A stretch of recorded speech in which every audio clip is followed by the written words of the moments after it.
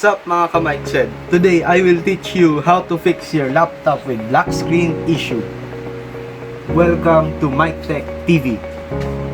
First thing you need is a flashlight to check if you can still see the display of your laptop but with black screen. If you can still see the display using a flashlight, there's a very big chance of fixing it yourself.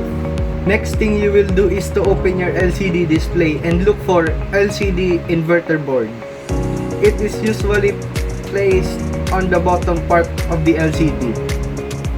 I ordered my inverter at Shopee for only 84 pesos plus 60 pesos shipping fee. But before deciding of fixing this myself, I brought this to a technician and asking me for 5,000 for the replacement of the inverter and labor.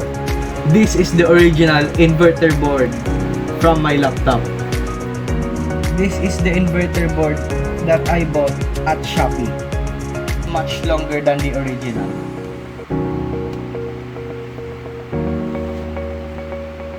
You just have to connect two cables and test if it's working.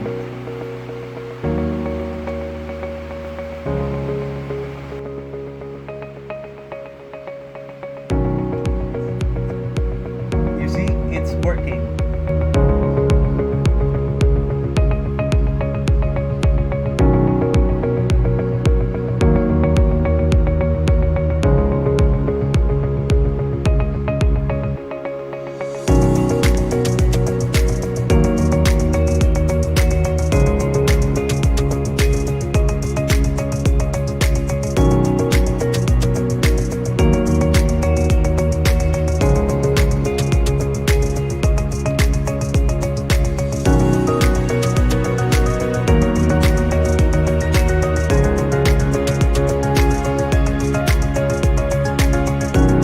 Thank you for watching.